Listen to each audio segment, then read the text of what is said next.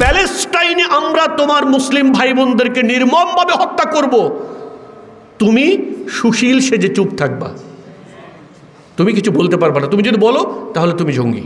পৃথিবীতে সবচেয়ে বেশি পর্ন প্রডিউস হয় কোন দেশে? লোকেরা বললো আমেরিকা।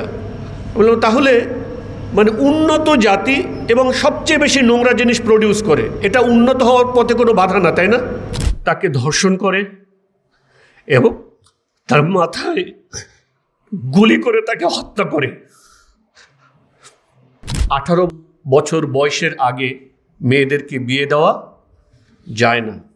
কিভাবে একজন হাইলি এডুকেটেড একজন মানুষকে কিভাবে না মানুষ বানিয়ে দেওয়া যায়, কিভাবে তাকে রাস্তা থেকে তুলে নিয়ে জমকালো টুপি পরিয়ে গোপন অন্ধকার সেলে রেখে দেওয়া যায়।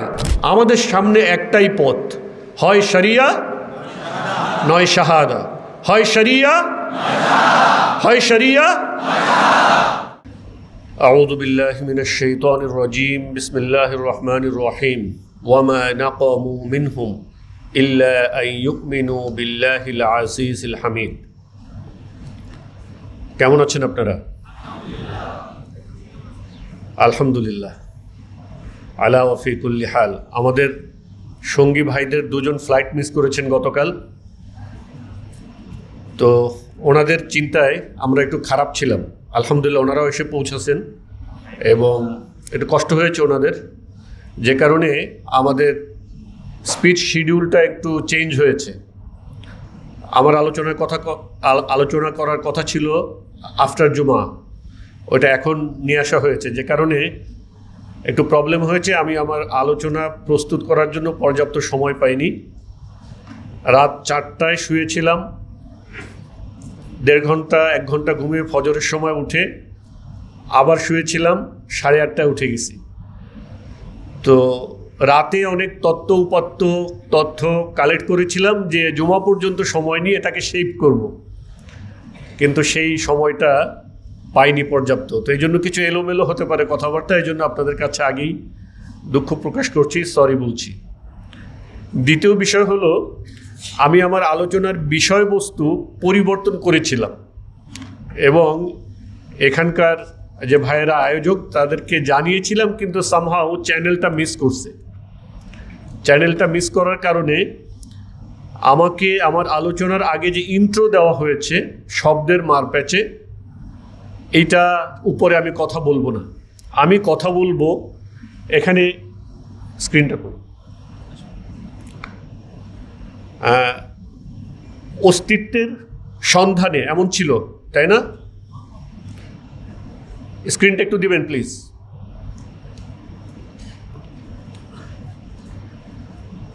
তো যে কারণে আমি যে চ্যানেলে ভাইদেরকে জানিয়েছিলাম সেই চ্যানেলটা প্রপারলি ফাংশন করেনি, যে কারণে একটু মিসম্যাচ হয়েছে।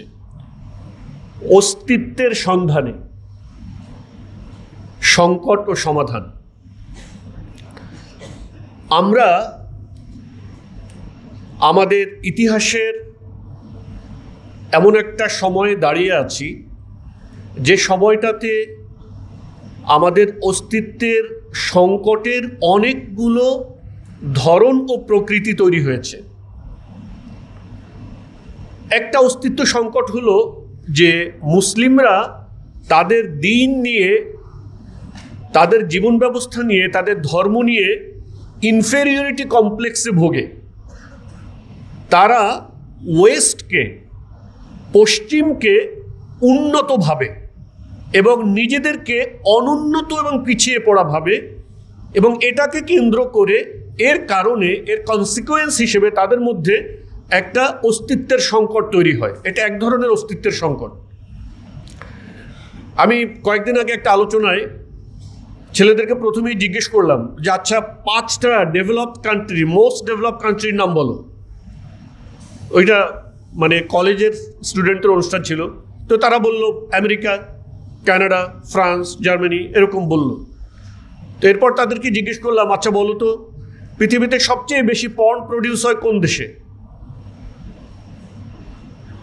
লোকেরা বললো আমেরিকা।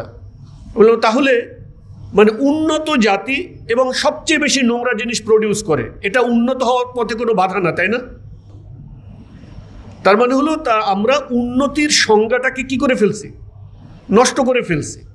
মানে একজন মানুষের, তার মানে হলো একজন মানুষের আদর্শ, বিশ্বাস, চিন্তা, চেতনা যতই নোংরা হোক না কেন, তার গায়ে যদি ভালো জামা কাপড় থাকে, পায়ে যদি ভালো স্যান্ডেল থাকে, হাতে যদি ভালো ঘড়ি থাকে, তাহলে সে উন্নত মানুষ।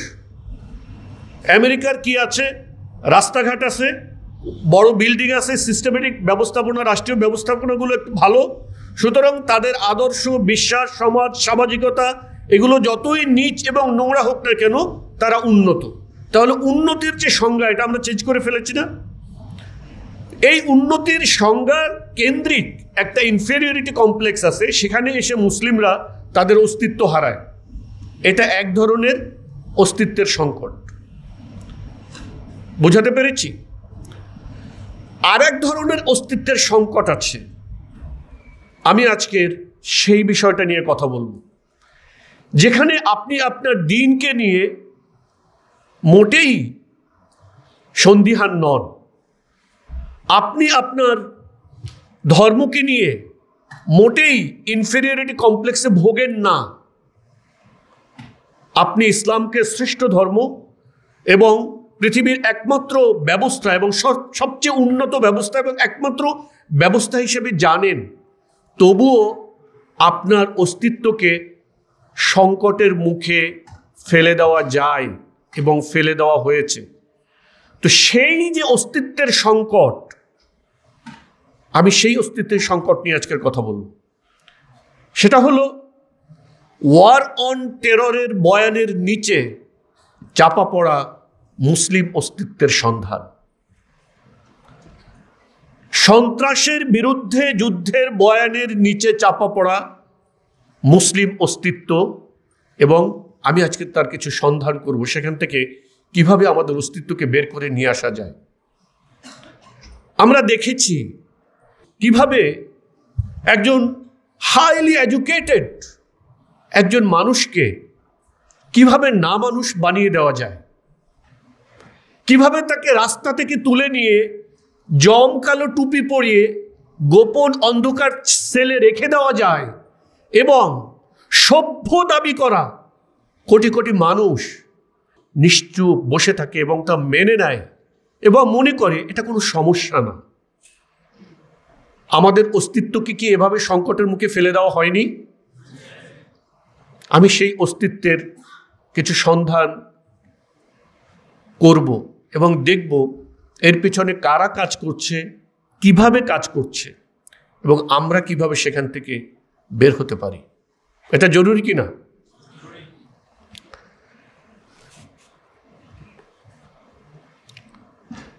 আবির আল জানাবি 14 বছরের এক কিশোরী, ইরাকের মাহমুদিয়া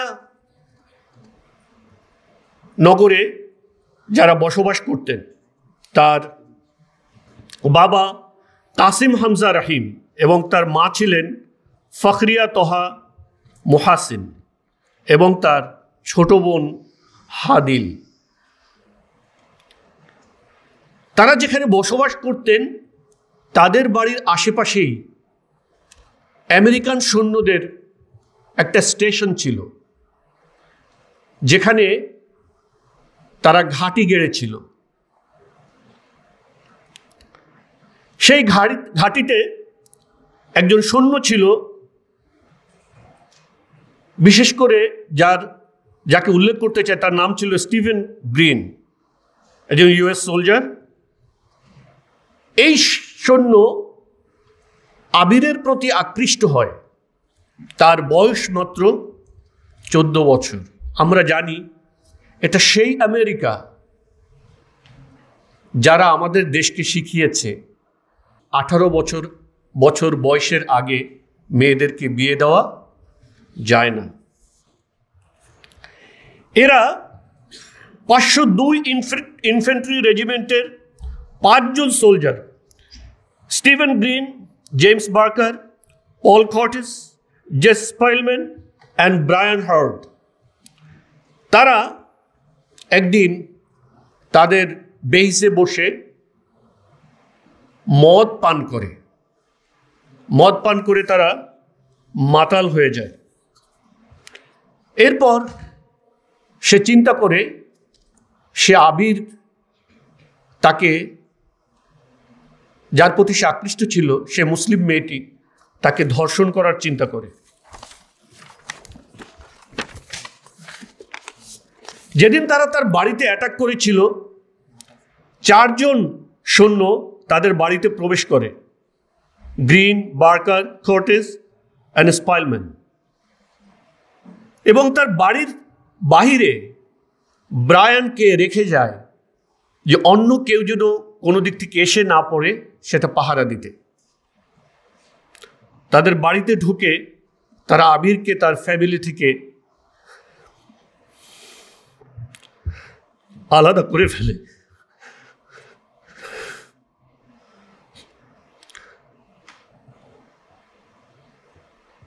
বার্কার অ্যান্ড কর্টেস তারা আলাদা একটি রুমে নিয়ে আবিরকে ধর্ষণ করে এবং অন্যরা তার বাবা মাকে গুলি করে হত্যা করে, এবং এরপরে বাকি সোলজাররাও তাকে ধর্ষণ করে এবং তার মাথায় গুলি করে তাকে হত্যা করে। আবির আল জানাবি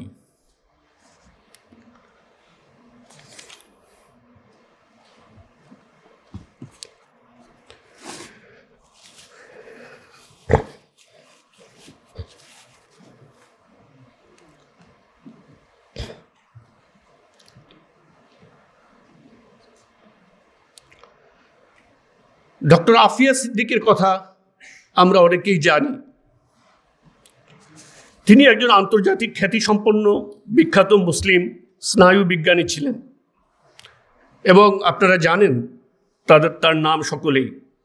তিনি করাচির সম্ভ্রান্ত উচ্চশিক্ষিত পরিবারে 1972 সালের 2রা মার্চ জন্মগ্রহণ করেন। তিনি একজন পিএইচডি ডিগ্রিধারী নারী ছিলেন। মার্কিন গোয়েন্দা সংস্থা FBI 2003 সালে পাকিস্তানি কর্তৃপক্ষের সহযোগিতায় আল কায়েদার সাথে যোগাযোগ থাকার অভিযোগে পাকিস্তানের করাচির রাস্তা থেকে তাকে তার 3 সন্তান সহ গ্রেফতার করে। পরে প্রচলিত আইনের আওতায় না এনে পাকিস্তানের কারাগারে গ্রেফতার না রেখেই তাকে আফগানিস্তানের সামরিক ঘাঁটিতে নেওয়া হয় এবং সেখানে তাকে 5 বছর বন্দি করে রাখা হয়। এরপর তাকে যুক্তরাষ্ট্রে নেওয়া হয় এবং যুক্তরাষ্ট্রের আদালত তাকে 86 বছরের কারাদণ্ড দেয় এবং জানা যায় যে আফিয়া সিদ্দিকীর 2 সন্তান আফগানিস্তানের কোনো এক কারাগারেই অবহেলায় পড়ে থেকে এক পর্যায়ে মারা যায়। আমি মাত্র 2টো ঘটনা আপনাদের সামনে তুলে ধরলাম। এমন হাজারো আফিয়া সিদ্দিকী, হাজারো আবির আল জানাবি ধর্ষণ, হত্যা এবং এই অ্যাসল্টের পিছনে এই পশ্চিমা শক্তি এবং আমেরিকা দায়ী, আমরা এটা সকলে জানি। শুধু উল্লেখযোগ্য বড় বড় যে ঘটনাগুলো সেগুলো যদি আমরা দেখি তাহলে দেখতে পাই যে আমেরিকা শুধু ইরাকে 9 লাখ শিশুকে হত্যা করেছে। কত শিশুকে? 9 লাখ শিশুকে হত্যা করেছে। মোট 17 লক্ষ মুসলিমকে তারা ইরাকে হত্যা করেছে। 9/11-এর পরে তারা মোট যে সারা পৃথিবীতে যে যুদ্ধ পরিচালনা করে তাতে প্রায় 25 লক্ষ মুসলিমকে তারা হত্যা করে।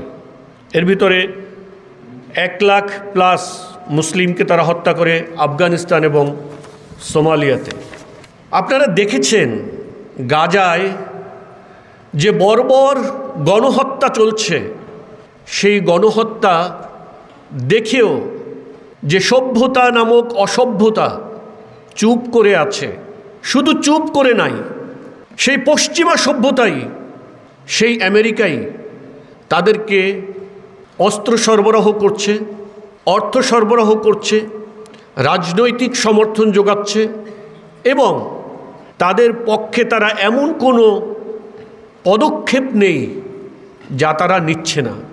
আপনারা মনে করতে পারেন এরা মনে হয় শুধু মুসলিমদের বিরুদ্ধেই তাদের এই নির্মমতা।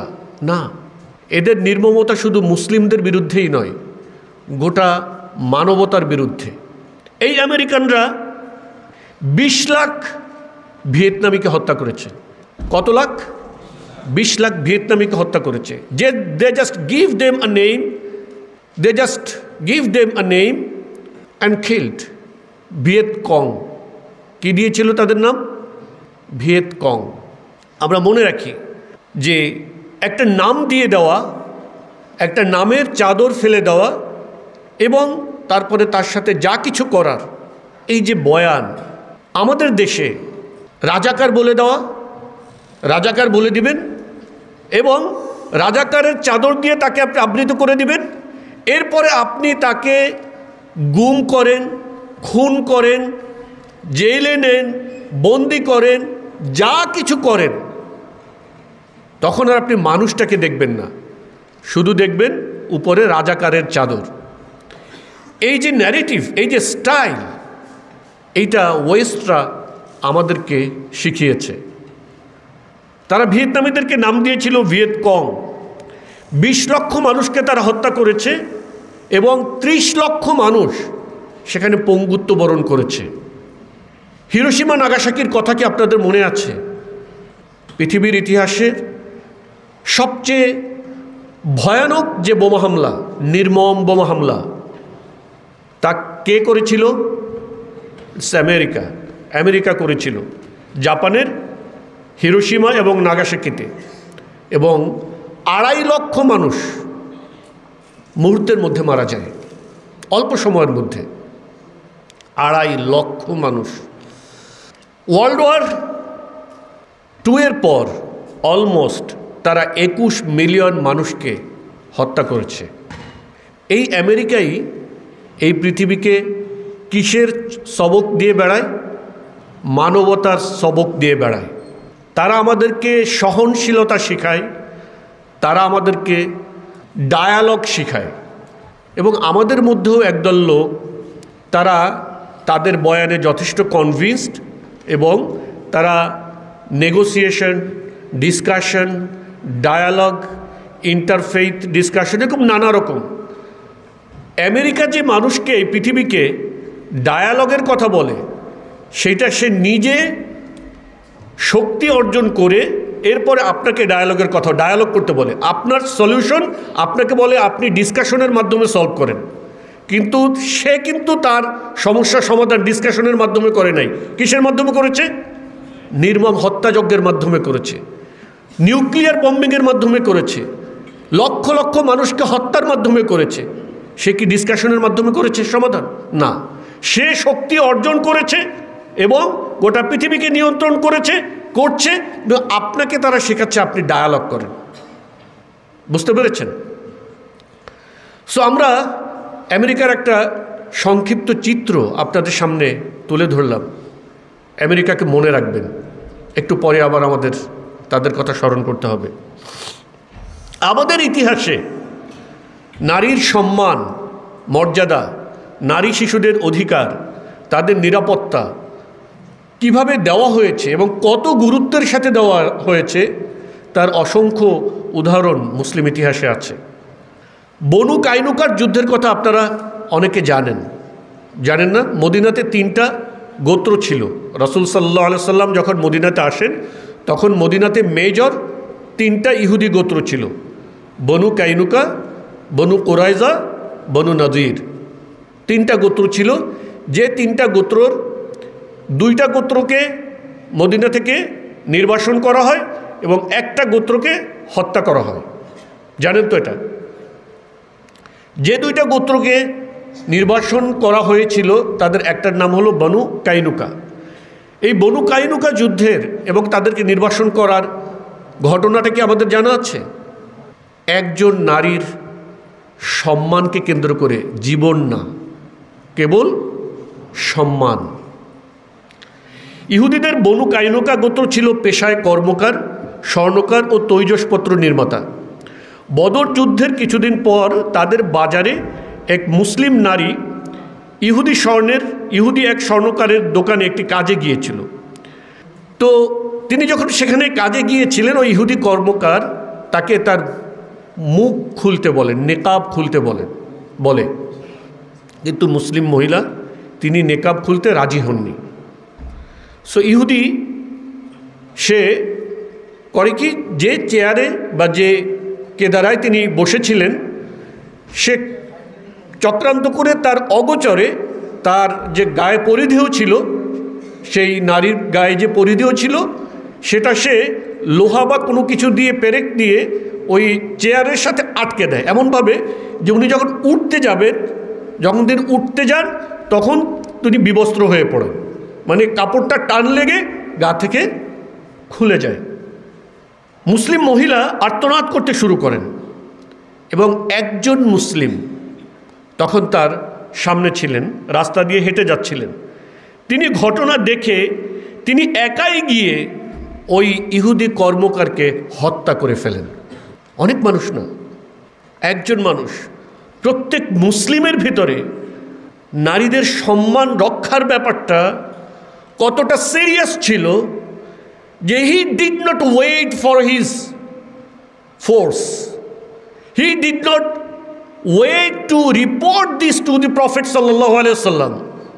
উনি এটা করেন নাই। এই বোধ তাদের ভিতরে কি ছিল? জাগ্রত ছিল। এটা কত ভয়ঙ্কর ক্রাইম! এটা একজন মুসলিম মহিলার সম্ভ্রম, প্রাণনা। তিনি গিয়ে তাকে হত্যা করে ফেলেন। And he took risk on his own life. তখন যেহেতু ওখানে ইহুদিদের বাজার, ইহুদি যারা ছিল তারা সকলে মিলে সেই মুসলিমকেও হত্যা করে ফেলে। তার জীবনটা কি ব্যর্থ হয়ে গেছে, তাই না?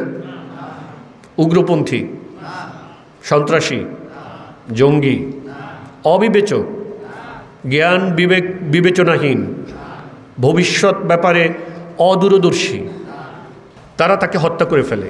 এই ঘটনার ফলেই 624 খ্রিস্টাব্দে মুসলিমগণ ইহুদি গোত্র বনু কাইনুকার উপর আক্রমণ চালায় এবং 15 দিন তাদেরকে অবরোধ করে রাখার পর অবশেষে তাদেরকে আত্মসমর্পণ করতে বাধ্য করে। তাদেরকে হত্যারই সিদ্ধান্ত ছিল, কিন্তু সে ওই জাহিলি সময়ে উবাই ইবনে সুলুল, মোহাম্মদ ইবনে, নাম যেন কি ছিল, উবাই ইবনে সুলুল, তো এই যে ইহুদি সর্দার, সে তাদের মিত্র ছিল। এই ইহুদি গোত্রটা তার মিত্র ছিল। তারা অনেক হেল্প করেছে ইতিপূর্বে। তখন তার মানে একরকম মানে খুব রসুল সাল্লাল্লাহু আলাইহি সাল্লামকে সে একরকম রিকোয়েস্ট করতে করতে তাদেরকে কোনো মতে তাদের জান বাঁচিয়ে দেয়। তাদেরকে মানে তাদের প্রাণ হরণ করা থেকে বিরত থাকেন রসুল সাল্লাল্লাহু আলাইহি সাল্লাম এবং তাদেরকে মদিনা থেকে বের করে দেওয়া হয়। একটা ঘটনা আপনারা অনেকেই জানেন, ওয়া মুতাসিমা, এই শব্দটা শুনেছেন? ওয়া মুতাসিমা, খলিফা মুতাসিম বিল্লাহর সময় আম্মুরিয়াতে একজন মুসলিম নারীকে গ্রেফতার করার সময় সেই নারী খলিফার নাম ধরে ডাক দিয়েছিল, ওয়া মুতাসিমা। মুতাসিম কোথায়? কোনো কোনো বর্ণনায় পাওয়া যায় যে খলিফা মুতাসিম এটা যখন শুনেন তখন এমন একটা বাহিনী প্রেরণ করেন তাদের দমন করার জন্য, যে বাহিনীর শুরু ছিল সেখানে এবং শেষ ছিল যেখানে ঘটনা ঘটেছে সেখানে। এবং 6ই রমজান তিনি আম্মুরিয়া অবরোধ করেন এবং 17ই রমজান তিনি বিজয় ছিনিয়ে আনেন একজন নারীর সম্মান এবং মর্যাদা। আজকের গোটা পৃথিবীতে এরকম অসংখ্য হাজার হাজার লক্ষ লক্ষ নারীর সম্মান ভুলুণ্ঠিত, লক্ষ লক্ষ শিশুদেরকে, নিষ্পাপ শিশুদেরকে নির্মমভাবে হত্যা করা হচ্ছে, এমনকি তাদের লাশটুকু পাওয়া যাচ্ছে না, পলিথিনে করে তাদের লাশ, পলিথিনের পোটলা করে তাদের লাশ বুঝে নিতে হচ্ছে, এমনকি বুঝে নিতে পারছে না। অনেক মানুষের লাশ, সেখান থেকে কিছু মাংস হাড্ডি একত্রিত করে তাকে দেওয়া হচ্ছে। আপনি মনে করেন এটা আপনার সন্তানের লাশ। This is what being done to our Palestinian brothers and sisters. তাহলে এখান থেকে উত্তরণের পথ কী? এবং এই উত্তরণটাকে বাধাগ্রস্ত করার জন্য আমাদের শত্রুদের যে পরিকল্পনা, সেটাই হলো মূলত ওয়ার অন টেররের বয়ান। আমরা যেন এই অবস্থা থেকে উত্তরণ ঘটাতে না পারি, তারা যেন আমাদেরকে হত্যা করেই যেতে পারে, হত্যা করেই যেতে পারে, হত্যা করেই যেতে পারে, এবং মুসলিমদের মধ্য থেকে প্রতিরোধ গড়ে তোলার কোনো ভ্যানগার্ড, কোনো বাহিনী, কোনো দল, কোনো শক্তি যেন কখনো মাথা উঁচু করে দাঁড়াতে না পারে, সেজন্য তারা ওয়ার অন টেররের বয়ান তৈরি করেছে। খেয়াল করুন, যে কোনো জাতির মধ্যে, জাতির মুক্তিতে সকলে কাজ করে না, একটা ক্ষুদ্র অংশ মূলত কোনো একটা জাতির মুক্তিতে কিংবা যুদ্ধে কাজ করে। আপনি ধরুন ব্রিটিশ খেদাও আন্দোলনে গোটা ভারতবর্ষ কি সবাই কি যুদ্ধে যোগ দিয়েছে ব্রিটিশের বিরুদ্ধে? না, ক্ষুদ্র একটা অংশ, তাই না? আপনি যদি গোটা গোটা পপুলেশনকে যদি কাউন্ট করেন, তাহলে সেখানে আপনি পাবেন হয়তো 1%, 2% এরকম, এবং আরও ক্ষুদ্র থাকে মূল নেতৃত্বে বা মূল জায়গাতে যারা থাকেন, সেটা আরও ক্ষুদ্র থাকে। আপনি ধরুন পাকিস্তানিদের বিরুদ্ধে, পাকিস্তানি জুলুম নির্যাতন অত্যাচারের বিরুদ্ধে এদেশে যারা যুদ্ধ করেছিল, সেটা কত সংখ্যক ছিল? কত সংখ্যক? অল্প। বাংলাদেশে তখন জনসংখ্যা যদি আপনার 9-10 কোটিও থাকে, তাহলে সেখানে যুদ্ধে অংশগ্রহণ করেছিল খুব অল্প, হয়তো 2-4 লাখ মানুষ, পরোক্ষভাবে নানাভাবে, তাই না? আবার যদি আপনি একবারে নেতৃত্বে গোড়ায় যান, তাহলে আপনি দেখবেন 200-500 মানুষ মাত্র, তাই না? এই গোটা জাতিকে যদি আপনার নিষ্ক্রিয় করে দিতে হয়, তাহলে ওই যে 200-500 মানুষ বা 2-10 হাজার মানুষ, ওদেরকে যদি নিষ্ক্রিয় করে দেওয়া যায়, তাহলে গোটা জাতিকে কি করা যায়? নিষ্ক্রিয় করা যায়। 24-এর গণ আন্দোলন, গণ অভ্যুত্থান আপনি যদি ধরেন, প্রথমে রাস্তায় যারা নেমেছিল, যারা লেখালেখি করেছিল, তারা কতজন? অনেক না, অল্প সংখ্যক মানুষ যারা রিস্ক নিয়ে যারা কথা বলা শুরু করেছিলেন এবং যারা মাঠে এসেছিলেন, অল্প। যদি প্রথমে ওই অল্প সংখ্যককে নিষ্ক্রিয় করে দেওয়া যেত, তাহলে কি বাকি মানুষ রাস্তায় নামতো? না। সো একটা জাতিকে রক্ষা করার জন্য যারা যুদ্ধ করে, এরা সাধারণত লড়াই করে, যারা আন্দোলন করে, তারা মূলত অল্প সংখ্যকই থাকে। তো যারা শত্রু থাকে, যারা তাদেরকে দমন করতে চায়, তাদের প্রধান এবং প্রথম কাজ থাকে ওই অংশটাকে কি করা?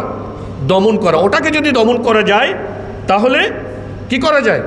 গোটা জাতিকে দমন করা যায়। আপনার পাকিস্তান আমলে বাংলাদেশে একটা বাহিনী গঠন করা হয়েছিল, এর নাম ছিল কি? না, শান্তি বাহিনী। নাম কি দিয়েছিল? শান্তি বাহিনী।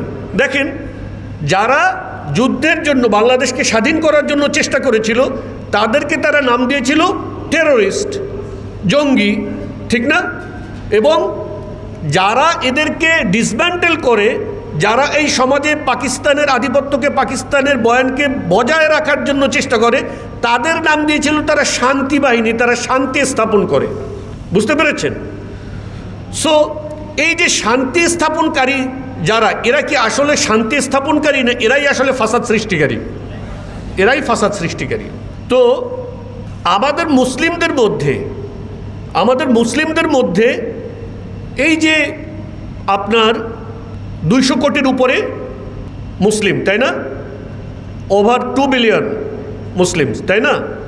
এর মধ্যে এই গোটা মুসলিম জাতির বিজয়ের জন্য যারা কাজ করে, এটা অল্প সংখ্যক মানুষ। এই অল্প সংখ্যক মানুষই মূলত এই গোটা জাতির মুক্তি নিয়ে কি করছে, কাজ করছে। শত্রুদের প্রধান কাজ হলো এই অল্প সংখ্যক মানুষকে এই গোটা মুসলিম জাতির কাছে কিভাবে ভিলেন হিসেবে, কিভাবে খারাপ হিসেবে উপস্থাপন করা যায় এবং তাদেরকে তাদের নিজ জাতির লোকদেরকে দিয়েই দমন করা যায়। এটাই হলো ওয়ার অন টেররের বয়ান।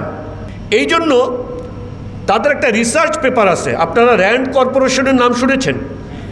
র্যান্ড কর্পোরেশনের একটা রিসার্চ আছে, তারা গোটা মুসলিম পপুলেশনকে কয়েকটা ভাগে ভাগ করছে। ভাগে ভাগ করে তারা দেখছে যে অল্প সংখ্যক মানুষ, এদেরকে যদি দমন করা যায় তাহলে মুসলিমদেরকে নিয়ন্ত্রণ করা কোনো ব্যাপার না। তারা যে ভাগটা করছে অলমোস্ট এই রকম। প্রথম মানে একটা বড় অংশ হলো এরা সেকুলারিস্ট এবং ডেমোক্রেটিক, সেকুলারিস্ট এবং ডেমোক্রেটিক। এই যে আমাদের দেশে যে মেইন স্ট্রিম যে ডেমোক্রেটিক রাজনীতি, আপনি ধরেন আওয়ামী লীগ, বিএনপি, জাতীয় পার্টি বা এই ধারার যে সকল দল, এই যে দলগুলো এরা মূলত সেকুলার ডেমোক্রেটিক, তাই না? এইটা একটা পার্ট। দ্বিতীয় আরেকটা হলো মডার্নিস্ট, যারা ইসলামকেও বলে কিন্তু ইসলামকে ওয়েস্টের মডার্ন বয়ান অনুযায়ী কি করে, ব্যাখ্যা করে, এবং তারা ইসলামের কথা বলে কিন্তু সেই ইসলামকে ওয়েস্টের যে মডার্ন ফ্রেম, সেই মডার্ন ফ্রেমের মধ্যে রাখে। যে কারণে ওয়েস্ট তাদের ফ্রেন্ড, পশ্চিমারা তাদের বন্ধু। কারণ হলো পশ্চিমাদের একটা উদ্দেশ্য হলো মুসলিম বিশ্বকে দমন করা, মুসলিম বিশ্বকে কন্ট্রোলে রাখা এবং তাদের নিয়ন্ত্রণের মধ্যে রাখা, তাদের স্বার্থ বজায় রাখা। সো সে যদি দেখে যে এদের বিরুদ্ধে যুদ্ধ না করে, বিগ্রহ না করে, কোনো কিছু না করে যদি তাদেরকে আমার কোর্টের মধ্যে রাখতে পারি তাহলে তো তাদের সাথে দ্বন্দ্বে যাওয়ার কোনো দরকার নাই। সো তারা বুঝতে পারছে যে এদেরকে পুরোপুরি তো ওইভাবে বলা যাবে না, বললে তারা রিয়াক্ট করতে পারে। সুতরাং তারা তাদের মতন করে একটা ফ্রেম তৈরি করছে যেখানে ইসলামেরও একটা ভাইব থাকবে কিন্তু মূলত ব্যাপারটা হবে পশ্চিমা ফ্রেম। সো এক শ্রেণী এরা হলো মডার্নিস্ট, এরা ইসলামের কথা বলবে আবার ডেমোক্রেসির কথাও বলবে, ইসলামের কথা বলবে আবার ডেমোক্রেসির কথাও বলবে। ডেমোক্রেসি তারা এমনভাবে তৈরি করছে যে এইটা ফ্রেমের মধ্য দিয়ে আপনি কখনো ইসলামকে অ্যাকচুয়ালি আনতে পারবেন না। কোনো একজন লোক বলেছিলেন যে কোনো একটা তত্ত্বকে যদি আপনি পরীক্ষা নিরীক্ষা করতে চান, একটা রাজনৈতিক তত্ত্বকে, তাহলে 100 বছর একটা মানে fair enough time, good enough time 100 বছর। আপনি বিগত 100 বছর ধরে আপনার এই ডেমোক্রেসি দিয়ে ইসলাম কায়েমের চেষ্টা সারা মুসলিম বিশ্বে অনেকভাবে চলছে, কিন্তু কোথাও কি কোনো সফলতা আছে? নেই। বরং আমরা দেখেছি যে যারা এই সিস্টেম পরিবর্তন করতে যায় তারা গিয়ে সিস্টেম তো পরিবর্তন করতে পারে না, বরং নিজেদেরকে সিস্টেমের সাথে খাপ খাওয়ায় নিতে গিয়ে নিজেরাই তখন কি হয়ে যায়, মডার্নিস্ট হয়ে যায়। সুতরাং তারা আরেকটা ফ্রেম তৈরি করছে মডার্নিস্ট। এরপরে আছে একটা ট্রেডিশনালিস্ট, যারা আপনার মানে ইসলামিক যে ট্রেডিশন এটাকে ধারণ করে কিন্তু তারা আপনার অতটা মানে না, মানে লেখাপড়া করে জেনে শুনে বুঝে ইসলামকে মানা এগুলো অত ধারে না, অনেক মানুষ আছে এরকম।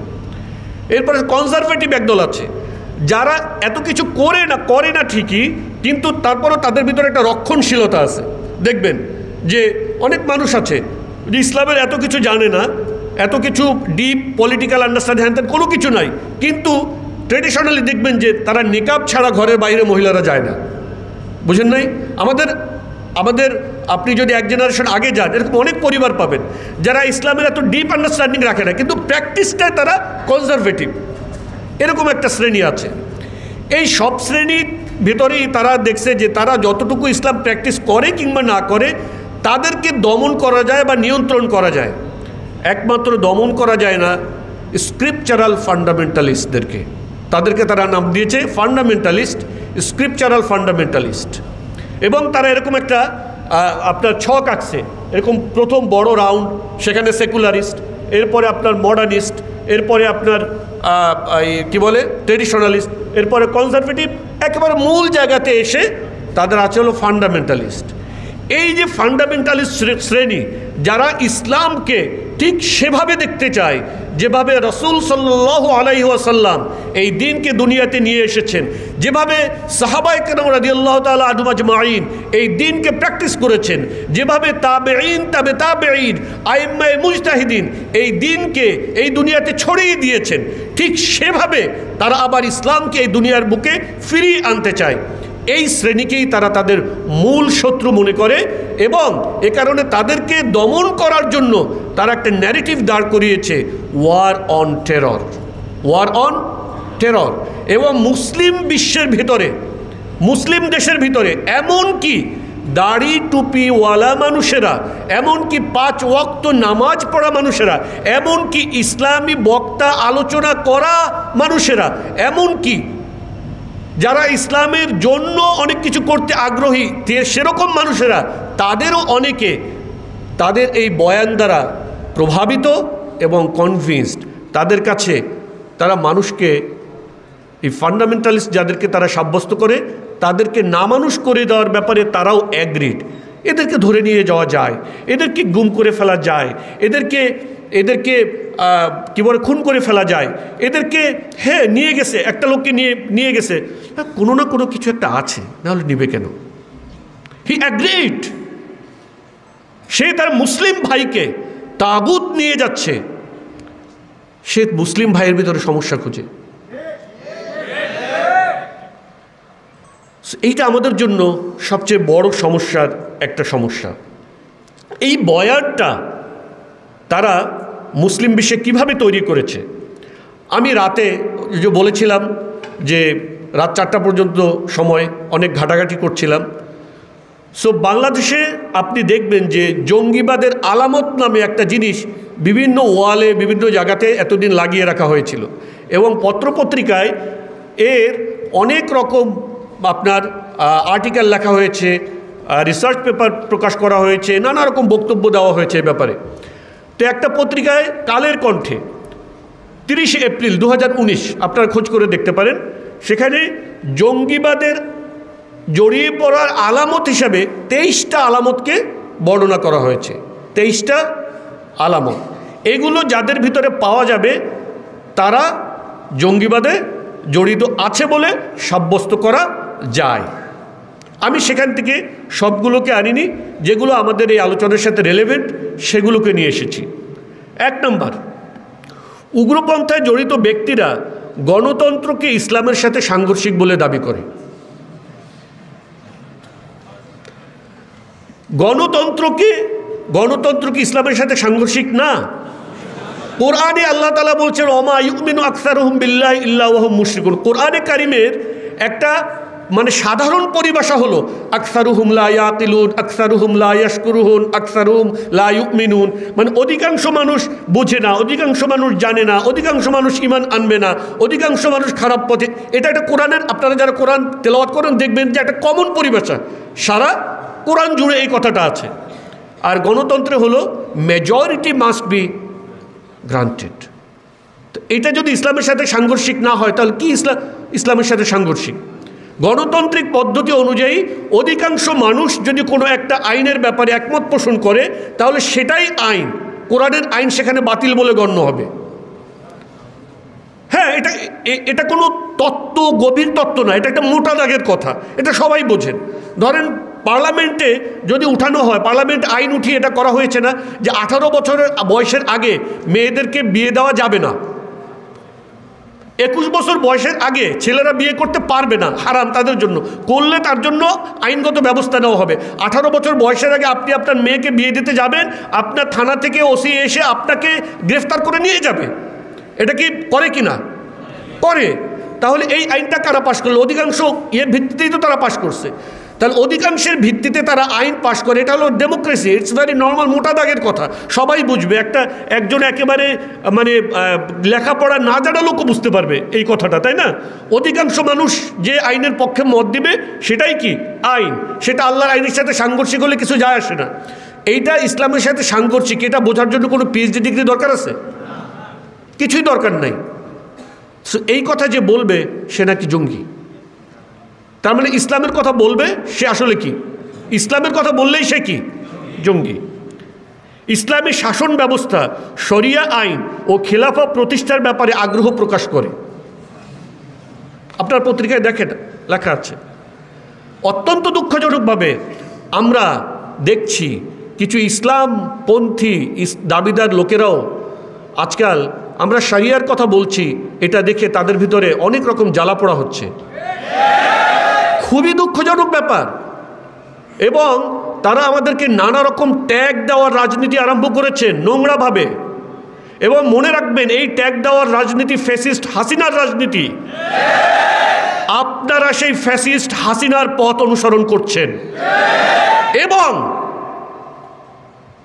আল্লাহ যদি আপনাদের ভাগ্যে হেদায়েত না রাখেন, আমি বলি আপনাদের পরিণতিও যেন হাসিনার মতো হয়।